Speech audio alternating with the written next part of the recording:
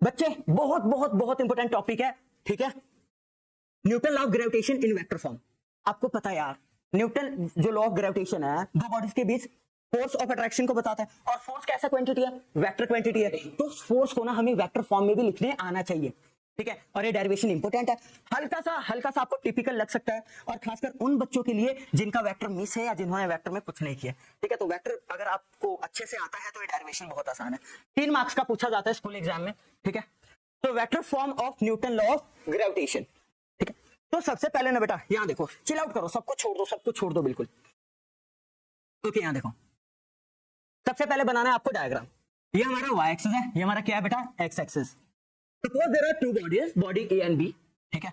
Body ए का मास m1 है, body B का मास क्या है बेटा, m2, ठीक है।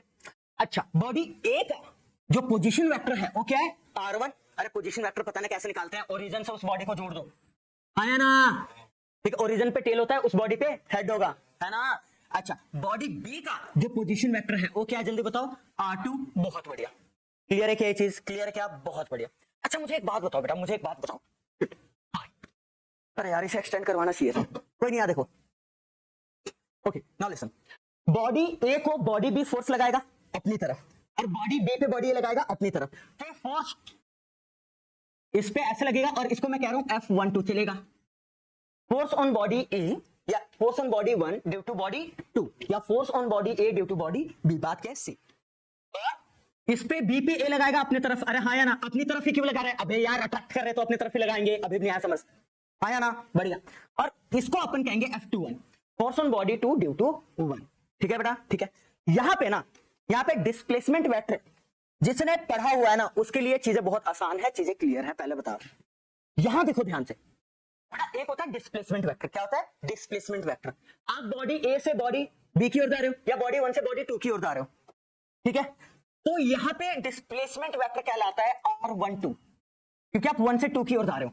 अगर मैं ए से बी की ओर जाऊं, और अगर मैं बी से ए की ओर जाऊं, R21, वेरी गुड बच्चों, वेरी गुड, शाबाश। R21, 2 से 1 तक जा रहा हूं, कोई दिक्कत वाली बातचीत नहीं, बहुत बढ़िया बहुत बढ़िया। R21, ओके इधर R21 मतलब पूरा लेंथ, ठीक है। अच्छा एक और चीज मुझे एक बात बताना, ए और बी, एक बॉडी है बी एक बॉडी है, दोनों के बीच की दूरी कितनी है, अरे भाई ए बी आर है, ए बी का मैग्नीट्यूड आर है।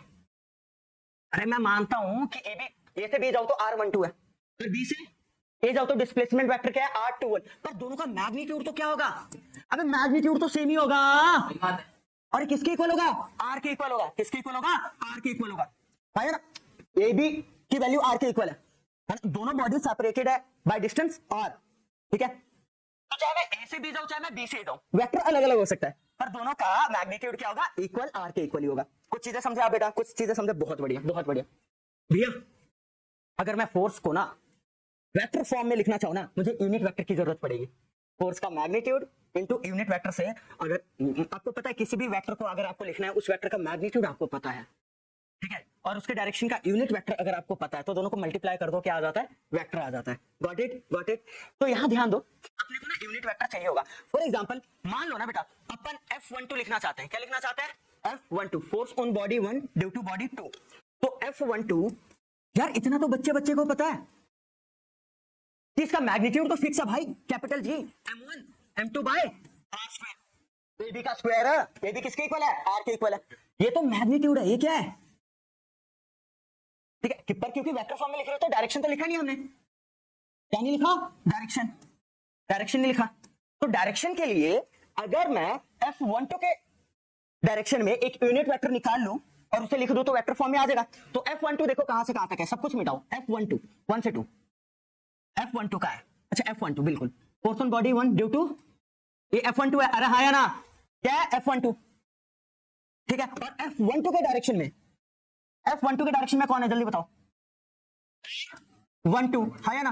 और R12 का क्या हम यूनिट वेक्टर निकाल सकते हैं, क्या हम R12 के डायरेक्शन में, क्योंकि जो R12 का डायरेक्शन है वही क्या है, F12 का डायरेक्शन, तो R12 के डायरेक्शन में यूनिट वेक्टर निकाल सकते हैं क्या, हाँ निकाल सकते हैं। आप बोलोगे vector divided by its magnitude, अरे हाँ या ना, ये क्या है R12, ठीक है, डिवाइडेड बाय इट्स मैग्नीट्यूड, अरे हाँ या ना बेटा। और मैग्नीट्यूड किसके इक्वल है, जल्दी बताओ, आर के इक्वल ही है। पहले कॉन्सेप्ट समझो, ड्राइव 2 मिनट में हो जाएगा, मैं नहीं मानता कि सिर्फ डेरिवेशन वगैरह करवा दो, बच्चे को ना महसूस होना चाहिए। हाँ, जो भैया पढ़ा रहे हैं वो महसूस होना चाहिए दिल में, रट्टा नहीं होना चाहिए वो, ठीक है? क्या देखो, हाँ भैया, अरे vector divided by its magnitude, vector divided by its magnitude, तो इतना पता लग गया। F12 है ना, F12 अगर मुझे वेक्टर फॉर्म में लिखना है तो इसका मैग्नीट्यूड इनटू इसका डायरेक्शन। तो डायरेक्शन के लिए मैं क्या यहाँ पे R12 कैप लिख सकता हूँ, क्योंकि R12 is a unit vector in the direction of R12। अच्छा, R12 cap is a unit vector in the direction of R12 vector, और R12 जो वेक्टर है वही डायरेक्शन क्या है, F12 का। ये आ गया समझ? तो डायरेक्शन तो सेम ही है ना, है ना? यूनिट वेक्टर लिख दिया, क्या लिख दिया बेटा, यूनिट वेक्टर। अब कुछ नहीं करूंगा मैं, अब कुछ नहीं करूंगा, यूनिट वेक्टर की देखो नोट्स तो आपको मिल ही जाएगा, सब कुछ मिल जाएगा, डोंट वरी, ठीक है? अब यहाँ देखो यूनिट वेक्टर की ना वैल्यू पुट कर देंगे अपन, क्या करें पुट, क्या करें, यहाँ देखो। अब बोलोगे भैया F12 किसके इक्वल है जी, M2 divided by R square, ठीक है? और R12 कैप किसके इक्वल है, अब बोलोगे R12 vector divided by R। चलो भैया R इंटू आर क्या हो जाएगा, R का क्यूब हो जाएगा, कोई दिक्कत वाली बातचीत नहीं है। पर हम R12 कैसे निकालें, R12 डिस्प्लेसमेंट वेक्टर है, पता है ना R12 क्या है, डिस्प्लेसमेंट वेक्टर। एक हिंट मैं बताऊं, डिस्प्लेसमेंट वेक्टर हमेशा होता है फाइनल वेक्टर माइनस इनिशियल।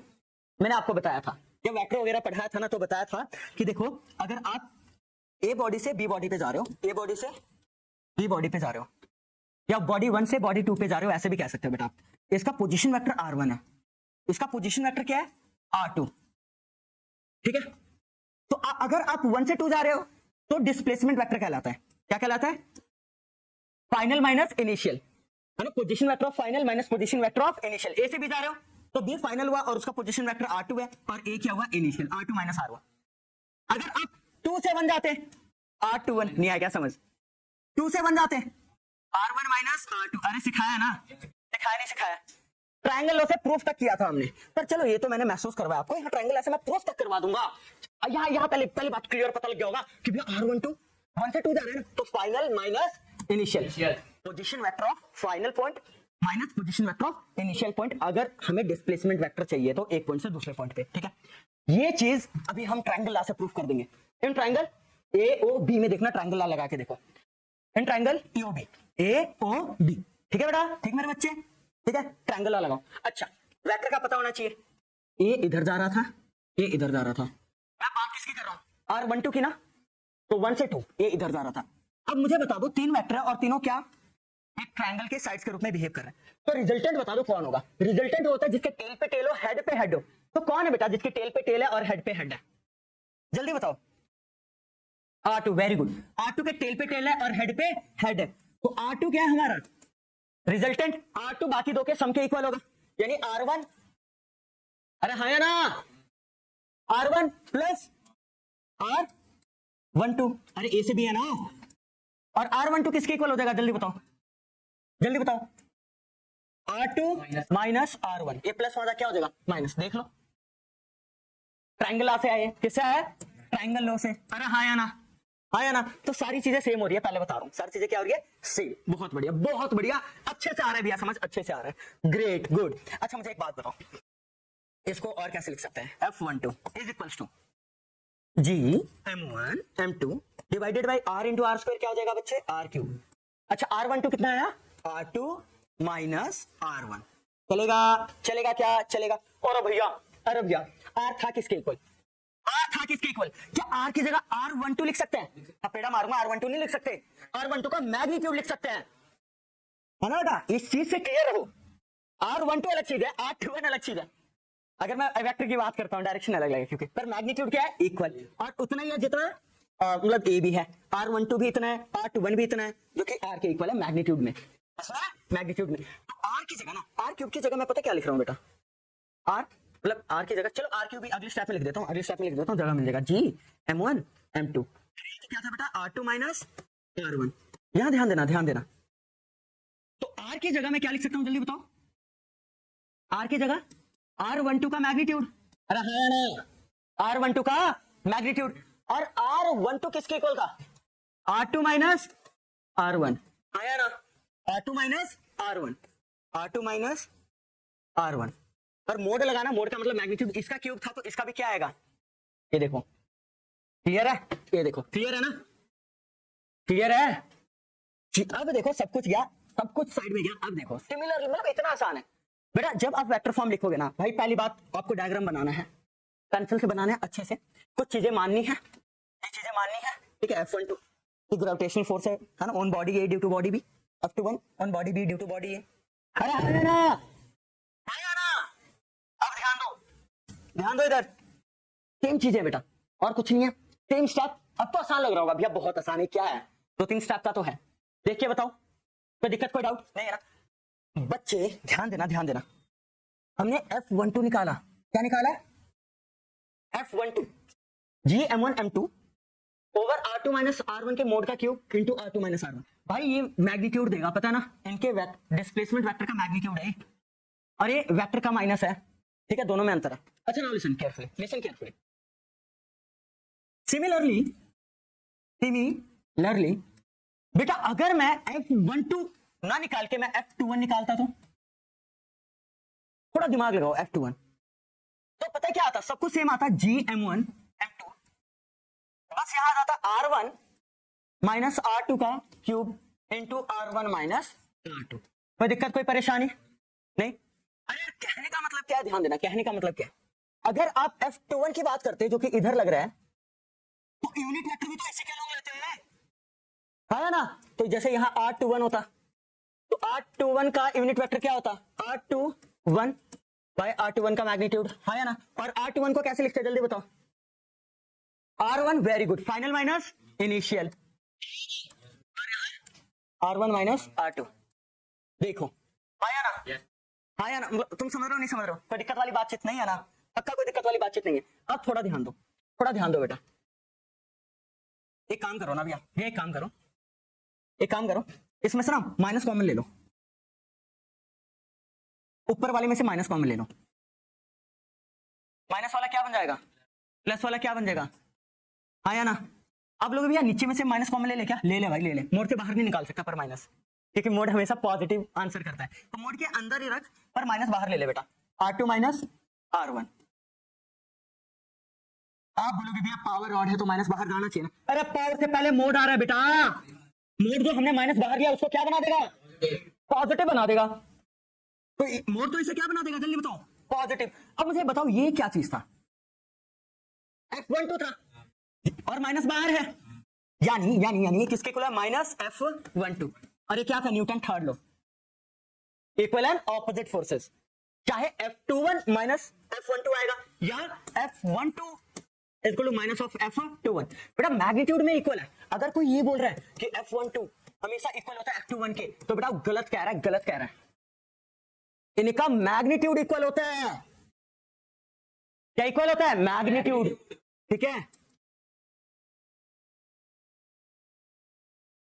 ये अनइक्वल होता है, ठीक है, समझ आ रहा नहीं आ रहा है, ठीक है। अगर कोई ऐसे बोल दे, एमसीक्यू आते हैं भाई, आएंगे, देखना देखिएगा एमसीक्यू, ये ट्रू है, ये भी ट्रू है, कोई दिक्कत वाली बातचीत नहीं, बहुत बढ़िया। आई होप काफी मजा आएगा आपको इसमें। Gravitational force between two bodies is equal in magnitude but opposite in direction, और you can say Newton law of gravitation also follows Newton third law of motion. Okay, आया ना बेटा, है ना, कोई दिक्कत वाली बातचीत, पक्का कोई दिक्कत वाली बातचीत नहीं है ना। अच्छा, दूसरा कैरेक्टरिस्टिक्स देखो ग्रेविटेशनल फोर्स के, हल्के फुल्के थोड़े थोड़े से याद होने चाहिए भाई साहब, सिंपल बात। It is independent of intervening medium, yes, जैसे आप 12th में फर्स्ट चैप्टर पढ़ोगे, वो मीडियम पे डिपेंड करता है। इलेक्ट्रोस्टैटिक फोर्स, दो चार्जेस एयर में है, वाटर में है, ऑयल में है, ग्लास में, कहाँ है, ठीक है, अलग अलग मीडियम में अलग अलग फोर्स होता है, सेम चार्जेस के भी सेम डिस्टेंस से अगर सेपरेट करें, पर ग्रेविटेशनल फोर्स में ऐसा नहीं है।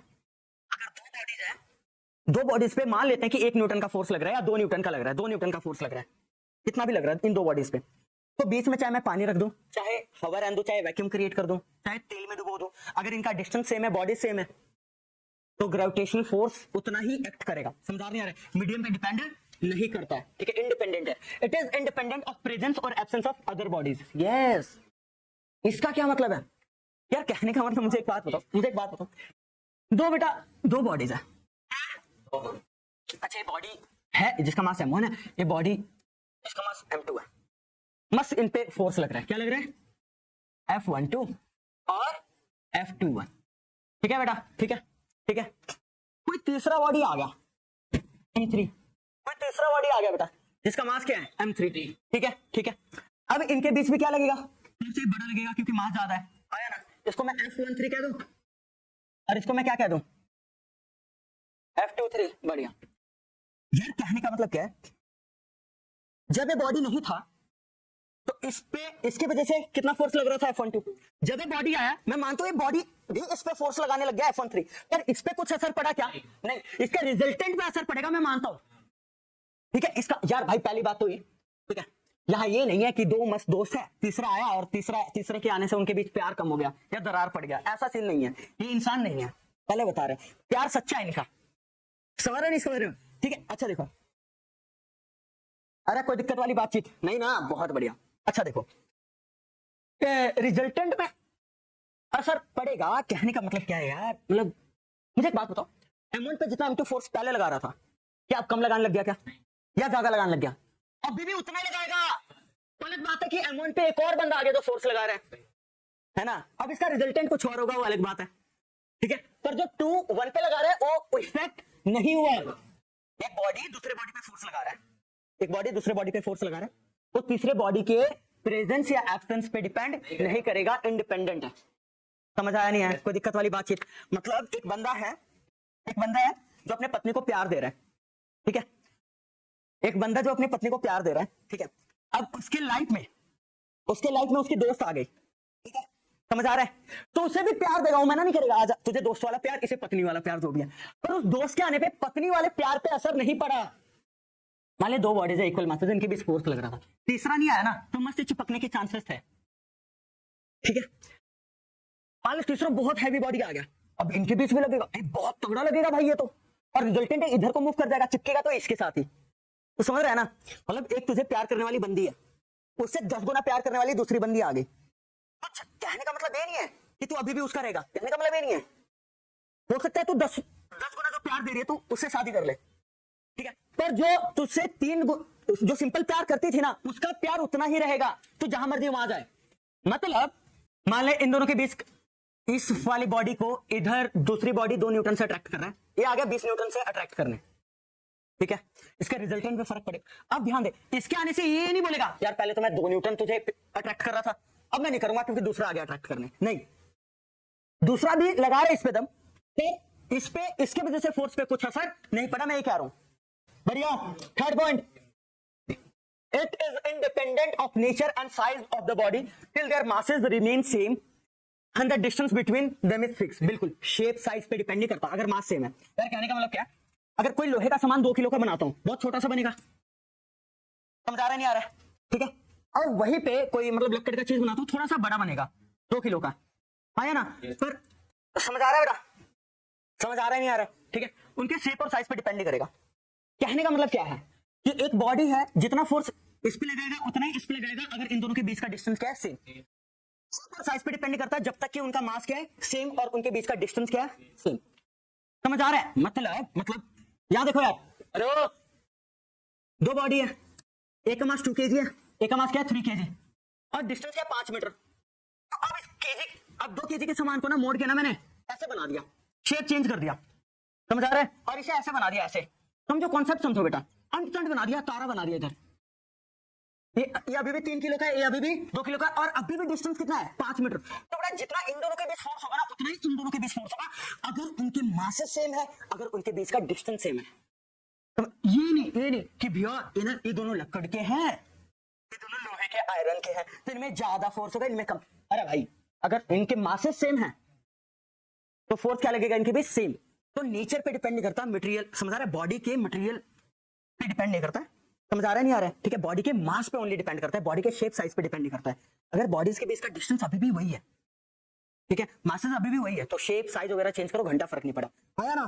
कोई दिक्कत वाली बात है, तो कॉमन सेंस से समझ गए होंगे, बढ़िया। यार वैसे तो बहुत बेसिक चीज है, पर आपको क्लियर होनी चाहिए, कहने का मतलब क्या है, रट्टा नहीं मार रहे किसी भी चीज को, obey Newton's third law of motion, अभी तो हमने पढ़ा कि F12 is equal to minus of F21, आया ना, ठीक है बेटा, ठीक है, बढ़िया। दे आर सेंट्रल फोर्सेस बता दिया मैंने आपको, ठीक है, which they act forces which act along the line joining the centers of two bodies. Got it? ठीक है, बढ़िया. They are conservative forces. और conservative तो मतलब ऑलरेडी आपको पता है. समझ आ रहे हैं यार, इन फोर्सेस द्वारा जो वर्क डन होगा वो पाथ पे डिपेंड नहीं करेगा, इनिशियल और फाइनल पोजीशन पे डिपेंड करेगा सिर्फ. Very good. एक बहुत बेसिक चीज है बेटा,